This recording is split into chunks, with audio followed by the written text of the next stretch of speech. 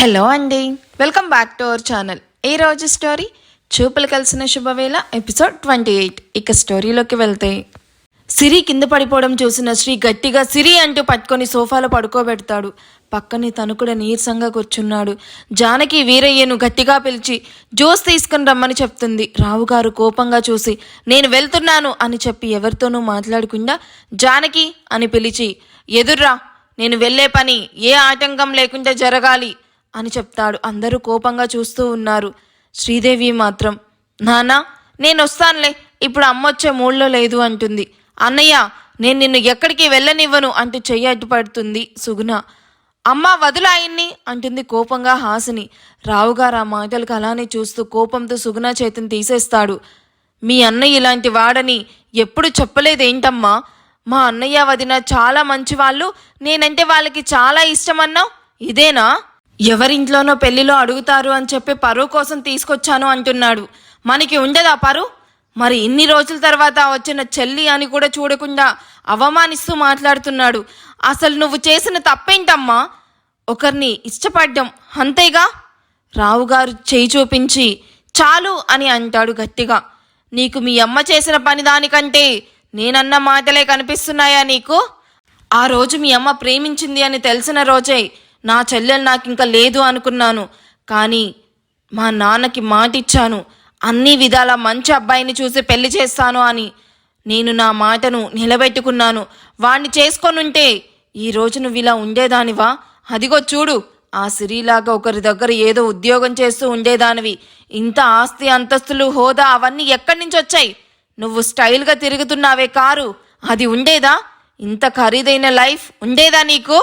నేను అన్నీ ఆలోచించాను కాబట్టి అప్పుడు అలా చేశాను. సుగుణ ఏడుస్తూ ఉంటుంది. అన్నయ్య అదంతా అయిపోయిన జీవితం.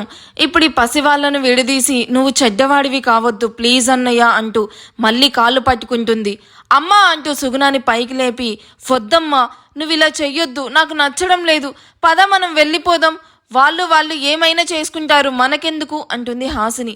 జానకి కరణ్ హే ఏంటి అలా మాట్లాడుతున్నావు అని అడుగుతారు. మరి ఇంకెలా మాట్లాడాలి?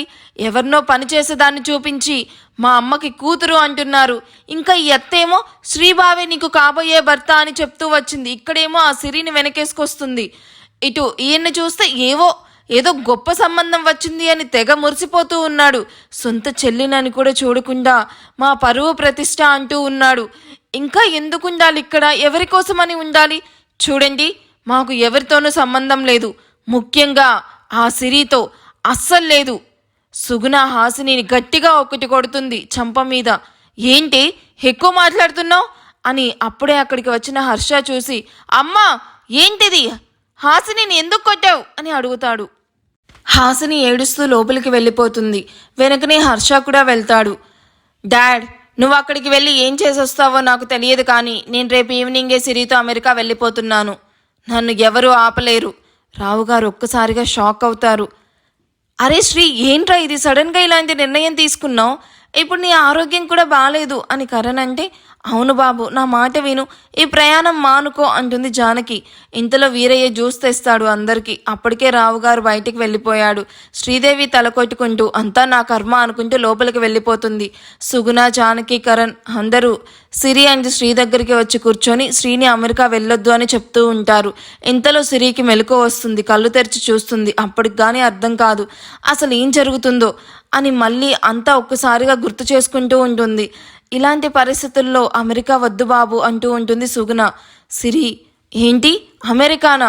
అవును, నువ్వు నేను అమెరికా వెళ్తున్నాం అని చెప్తాడు శ్రీ. అది కాదు బాబు నేను చెప్పేది విను అంటుంది జానకి. మామ్ డాడీని చూసావు కదా ఎంత మొండిగా ఉన్నాడో. ఇక్కడ ఇంత జరిగినా కూడా ఆయన ఏమీ అవ్వనట్టు వెళ్ళిపోయారు. మరి ఆయన కొడుకుని నేను, తనకంటే ఎంత మొండిగా ఉండాలి? అరే మీ నాన్నగారు అంతేరా, ఆయన్ని మనమే మార్చుకోవాలి, అంతేగాని ఇప్పుడు నువ్వు ఇలా వెళ్ళిపోతాను అనడం ఏమీ బాలేదు. నా మాట విను శ్రీ అని జానకి బతిమలాడుతూ ఉంటుంది. అవును శ్రీ అమ్మ చెప్పేది విను అంటాడు కరణ్ కూడా. ఇంతలో అక్కడికి హర్ష వచ్చి అమ్మ మనం వెళ్ళిపోదాం పదా అని సుగుణతో అంటాడు. కరణ్ అరే ఏంటి హర్ష నువ్వు కూడా? నాన్నేదో కోపంలో మాట్లాడాడు, దానికి నువ్వు ఇలా అంటే ఎలా చెప్పు? నాన్న ఖచ్చితంగా మారుతాడు. ఏమో బావా మాకు ఆ నమ్మకం లేదు. అమ్మ మేము వెళ్ళిపోతాం, దయచేసి మమ్మల్ని ఆపకండి. సిరి లేచి, హర్ష సార్ వద్దు, మీరు వెళ్ళకండి, పాపం సుగుణ అమ్మని చూడండి ఎంత బాధపడుతున్నారో. అయ్యగారు ఏదో కోపంలో అన్నారు కానీ మంచివారే, ఇప్పుడు మీరు వెళ్ళిపోతే నిజంగా బాధపడతారు. ఏయ్, నువ్వెవరివే అసలు మాకు చెప్పడానికి? మా అమ్మ బాధపడుతుందని నువ్వు చెప్తున్నావా? మాకు తెలీదా? మీ అయ్యగారికి కోపం మాత్రమే ఉంది, చెల్లి మీద ప్రేమ లేదు. ఆయన గారు ఇలా బాధపడ్డానికి కారణం నువ్వే కదా, నీ వల్లే ఇదంతా జరిగింది అని హాసిని అంటే శ్రీ గట్టిగా హాసిని అని అరుస్తాడు. ఒక్క అదురుతో అటు చూస్తుంది హాసిని. అమ్మా హాసిని, నా మాట విను తల్లి. ఇన్ని రోజుల తర్వాత మీరందరూ వచ్చారు అని చాలా సంతోషించాను. ఆ సంతోషం ఇలాగే ఉండనివ్వు అని జానకి అంటుంది. మేము చాలా సంతోషంగానే ఇక్కడికి వచ్చామత్తా, కానీ ఇక్కడికి వచ్చాకే తెలిసింది మాకు బయట వాళ్ళు వాళ్ళ పరువు కోసమే మమ్మల్ని ఇక్కడికి పిలిపించారు అని హర్ష అంటే, అరే అదేంట్రా అలా అంటావు అని జానకి అంటుంది. వదినా, మా పిల్లలు పుట్టిన తర్వాత వాళ్ళు అడిగినవన్నీ ఇచ్చాను, కానీ అలాగే మన వాళ్ళు ఎవరూ లేరా అని బాధపడుతూ ఉంటే మీరందరూ ఉన్నారు అని చెప్పి ఆనందపరిచేదాన్ని. ఇక్కడికి వెళ్తున్నామంటే వాళ్ళు ఎగిరి గంతులు వేశారు తెలుసా. కానీ ఇక్కడ అన్నయ్య ప్రవర్తన వాళ్ళకు కొంచెం బాధగా అనిపించింది అంతే, ఇంకా వేరే ఏమీ లేదు, అర్థం చేసుకోండి. అమ్మా, నేనొకటి చెప్తాను, మన అందరం కలిసి అయ్యగారిని మార్చలేమా? ఎవరికి వాళ్ళు వెళ్ళిపోతామంటే ఎలా అమ్మా అని సిరి అంటే ఇది నన్ను కూడా కలిపి చెప్పిందా అని చూస్తూ ఉంటాడు శ్రీ. జానకి, కరణ్, సుగుణ అవును అవును సిరి, నువ్వు చెప్పింది నిజమే. లేదు, నేను ఒప్పుకోను. ఆయన ఎలా ఉంటే మనకెందుకు? ఆయన గారి ప్రేమ, అభిమానాలు, ఆదరణ ఇప్పుడు మాకేమీ అవసరం లేదు అంటుంది హాసిని. కరణ్, హాసిని కొంచెం కోపం తగ్గించుకో, ఆలోచించి మాట్లాడు. సిరి మీద కూడా నీ కోపం తగ్గించుకో, తను ఇప్పుడు నీకు అక్క అవుతుంది అని కరణ్ అంటే, ఛీ అది నాకు అక్కేంటి? నెవర్, నేను ఎప్పుడు దాన్ని అక్కగా అసలు చూడను. శ్రీ హాసిని అని కోపంగా దగ్గరికి వచ్చి, ఎన్నిసార్లు చెప్పాలి నీకు సిరిని ఏమీ అనొద్దు అని చెప్పి శ్రీ చాలా సీరియస్ అవుతాడు. బాబు నేను చెప్తాను, నువ్వు ఉండు అంటుంది సుగుణ. ఇక్కడ ఇంట్లో అందరూ ఇదే మాట్లాడుకుంటూ ఉంటారు. రావు గారు కారులో వెళ్తూ ఉన్నారు, అన్నీ ఒక్కొక్కటిగా గుర్తు చేసుకుంటూ ఉన్నాడు. ఇంతలో కార్ బ్రేక్ వేసి ఆపాడు కిరణ్, కొత్త డ్రైవర్. రావు గారు, ఏమైంది కిరణ్, ఎందుకు కారు ఆపావు అని అడిగితే, సార్ ట్రాఫిక్ జామ్ అయింది, ఎందుకు అన్ని వెహికల్స్ అన్నీ ఆగిపోయి ఉన్నాయి అంటూ బయటకు దిగి చూస్తాడు. రావు గారికి చాలా విసుగ్గా ఉంది, చిరాకు అనిపిస్తుంది, మనసంతా అల్లకల్లోలంగా ఉంది. బయటకు చూస్తూ ఉన్నాడు. కొంచెం దూరంలో చాలా మంది నిలబడి చూస్తూ ఉన్నారు, చాలా గుంపుగా ఉంది. కార్ దిగి చూస్తూ ఉన్నాడు. అప్పుడే కిరణ్ వచ్చి, సార్ ఇక్కడ అప్పుడే ట్రాఫిక్ క్లియర్ అయ్యేలా లేదు, మనం వేరే రూట్లో వెళ్దాం రాండి అంటే డోర్ ఓపెన్ చేస్తాడు. అసలు ఏం జరిగింది అక్కడ, ఎందుకలా గుంపుగా ఉన్నారు అని అడుగుతాడు రావు గారు. సార్ అక్కడ బిల్డింగ్ మీద నుండి ఎవరో ప్రేమ జంట ఆత్మహత్య చేసుకుంటున్నాము అంటున్నారు అంట, ఇంట్లో పెద్దవాళ్ళు అంగీకరించలేదనుకుంటా అని పోలీసులు ఇంకా వాళ్ళు పేరెంట్స్ అంతా గొడవ చేస్తూ ఉన్నారు.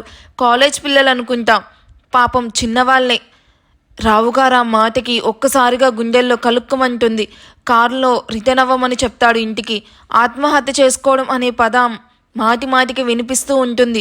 సుగుణ వాళ్ళు కూడా అప్పుడు ఇదే పని చేయాలి అనుకున్నారు. ఆ క్రమంలో వాడు చచ్చిపోయాడు కూడా. సుగుణ ఇంకా ఉంది అంటే అది దాని కడుపులో ఉన్న బిడ్డ సిరి వల్లే. ఈరోజు ఇంకా బ్రతికే ఉంది, కానీ ఇప్పుడు శ్రీవాడు సిరి అంటే ఇష్టమని గట్టిగా చెప్తున్నాడు, ప్రేమిస్తున్నా అంటున్నాడు. ఏంటో రావు గారికి చాలా కంగారుగా అనిపిస్తుంది. ఒక చెవిలో ఆత్మహత్య చేసుకుంటున్నట్టు వినిపిస్తూ ఉంటుంది, మరో చెవిలో శ్రీ అన్న మాటలు వినిపిస్తూ ఉన్నాయి. సిరితోనే నా జీవితం అన్న మాటలు, సిరి కూడా నేను శ్రీని ప్రేమిస్తున్నాను అని చెప్పింది, అంతా వినిపిస్తూ ఉంటాయి. మళ్ళీ ఒక పక్క ఇంట్లో ఎవరు ప్రేమని ఒప్పుకోలేదు అని అంటూ వినిపిస్తూ ఉన్నాయి. లేదు అంటూ గట్టిగా అరిచాడు. కిరణ్ అదిరిపడి, ఏమైంది సార్ అంటూ కారు ఆపుతాడు. రావుగారు వాటర్ తాగి కొన్ని నీళ్లు మొహం మీద పోసుకొని, ఏమీ లేదు నువ్వు వెళ్ళు అని చెప్తాడు.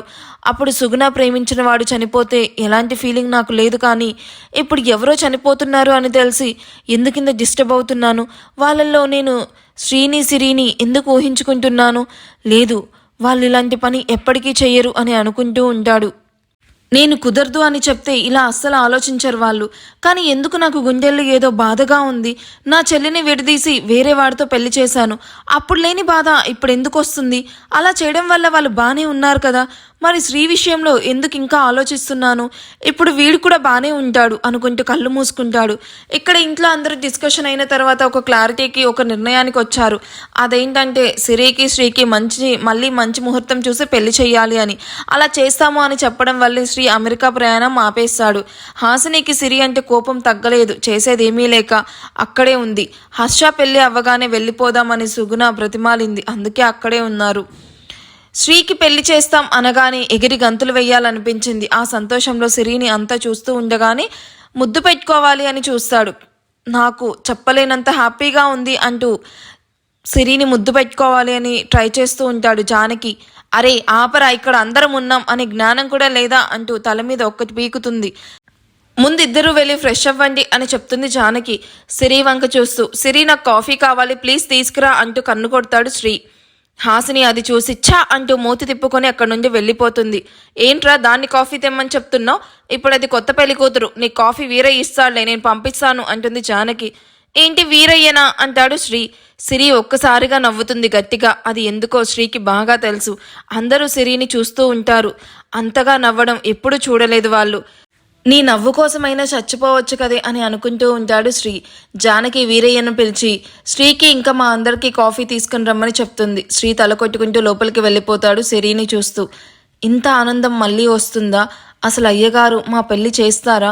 మనసులో అంతా జరుగుతుందని అనిపిస్తుంది, కానీ ఎలా అయ్యగారిని మార్చాలి, ఎలా ఒప్పించాలి? అందరూ సంతోషంగా ఉన్నారు. ఈ సంతోషాన్ని ఎప్పుడు ఇలానే ఉండనివ్వు భగవంతుడా అని దండం పెట్టుకుంటుంది. సుగుణ సిరిని చూసి అమ్మ సిరి, నువ్వు వెళ్ళి కొంచెం రెస్ట్ తీసుకో, చాలా అలసిపోయినట్టున్నావు. అంతా దేవుడే చూసుకుంటాడులే, నీకంతా మంచే జరుగుతుంది అని చెప్తుంది సుగుణ. సిరి హా అంటూ ఏ గదిలోకి వెళ్ళాలా అని ఆలోచిస్తూ ఉంటుంది. పని చేసేటప్పుడు అన్ని రూమ్స్కి వెళ్ళి పని చేసేదాన్ని, ఇప్పుడు ఏ గదిలోకి వెళ్ళాలి అని ఆలోచిస్తూ ఉంటుంది. జానకి సిరిని గమనించి నువ్వు నా రూమ్లోకి వెళ్ళి ఫ్రెష్ అవ్వు తల్లి అని చెప్తుంది. సిరి నవ్వుతూ వెళ్తుంది. జానకి నీకు నచ్చిన సారీ కట్టుకో అని చెప్తుంది సిరికి. సారీనా అంటూ వెళ్తూ ఉంటుంది సిరి. జానకి రూమ్ శ్రీ రూమ్ పక్కనే. శ్రీ అదంతా చూస్తూనే ఉన్నాడు. సిరి జానకి రూమ్ దగ్గరికి రాగానే సిరి చేయి పట్టుకొని తన రూమ్లోకి లాక్కెళ్ళాడు. సార్ ఏంటిది వదలండి అంటుంది సిరి. ఇంకా సారేంటి, ఇప్పుడు నేను నీ మొగుడిని. హబ్బా అయ్యగారు ఇంకా మన పెళ్ళి అంగీకరించలేదు కదా. ఎవరు హించినా హించకపోయినా నువ్వు నా దానివి అంటూ తనని దగ్గరికి తీసుకుంటాడు. సిరి శ్రీ ఇద్దరి మొహాలు చాలా దగ్గరగా ఉన్నాయి. సిరి ఐ లవ్ యూ అంటూ నొదిగిన కిస్ చేయడానికి చూస్తాడు. సిరి కొంచెం సిగ్గుపడుతుంది. మొహం కిందకి దించుతుంది. మెడలో తాళి కనిపిస్తుంది. వెంటనే శ్రీని దూరంగా తోసేస్తుంది. శ్రీ షాక్ అయ్యి హే ఏమైంది అంటూ చూస్తాడు. సిరి తాళి పట్టుకొని పోను నాతో అసలు మాట్లాడుకో అంటుంది. అయ్యో ఇప్పుడు నీకేమైంది అంటూ దగ్గరికి తీసుకుంటాడు శ్రీ. నా మెడలో తాళి ఎందుకు తీయాలనుకున్నావు నువ్వు అని అడుగుతుంది సిరి. అబ్బా ఇంతేనా, నేను ఇంకా ఏదో అనుకొని చాలా భయపడి సచ్చాను అంటూ చేతుల్లో తన సిరి మొహాన్ని పట్టుకొని నీ మెడలో తాళి కట్టింది తీయడానికి కాదు, అయినా అది ఒక గుర్తింపు అంతే. నా మనసుతో నీ మనసుకి ఎప్పుడో పెళ్ళైపోయింది. సిరి దూరంగా నెట్టేసి అదేమీ కుదరదు, అయ్యగారు ఒప్పుకొని మన పెళ్లి చేస్తేనే అంటుంది. ఓసే లైఫ్లో ఫస్ట్ టైం రొమాంటిక్ మూడ్లో అవుతున్నానే, అది పాడు చెయ్యకే అంటూ మళ్ళీ కిస్ చేయాలని చూస్తాడు. సార్ ఆగండి, ఏదైనా పెళ్ళి అయ్యాకే అంటూ దూరంగా వస్తుంది. అబ్బా మన పెళ్ళి అయిపోయింది కదే. లేదు అందరు ముందు జరగాలి. ఎందుకే ఇలా ఆడుకుంటున్నావు మెంటల్ అంటాడు. ఒక్క కిస్సే కదా ప్లీజ్ అని అడుగుతాడు. అసలు అయ్యగారు మన పెళ్లి చేస్తారా? శ్రీ గోడకి తల కొట్టుకుంటూ మీ అయ్యగారు మన పెళ్లి చేసినా చెయ్యకపోయినా నేను నిన్ను నా భార్యగానే చూసుకుంటాను. చూసుకోవడం ఏంటి, నువ్వు నా పెళ్ళానివే, దాన్ని ఎవరు ఆపలేరు అంటూ కోపంగా చూస్తాడు. అమ్మో సార్కి కోపం వచ్చినట్టుంది అంటూ సరే బావా అని పిలుస్తుంది. ఏం విన్నానో అర్థం కాలేదు, ఒక నిమిషం మళ్ళీ చెప్పు మెంటల్ అంటాడు. సిరి నవ్వుకొని సరే బావా మరి నేను వెళ్తాను అంటుంది వెనక్కి వెళ్తూ. సిరిని వెనుక నుంచి గట్టిగా హక్ చేసుకొని చెవిలో మళ్ళీ చెప్పు అంటాడు. అలాగే సార్ అంటుంది. శ్రీ సిరిని వదిలేసి హే నాతో ఆడుకుంటున్నావా అంటూ తన వైపే తిప్పుకొని కిస్ చేయాలని చూస్తాడు. అప్పుడే వీరయ్య గట్టిగా తలుపు కొడతాడు. బాబు కాఫీ అని. ఇద్దరు ఉలిక్కిపడి దూరంగా జరిగి అదిగో కాఫీ వచ్చింది. అదేదో వీరయ్య అనే లోపే శ్రీ కిస్ చేసి వాష్రూమ్లోకి వెళ్ళిపోతాడు.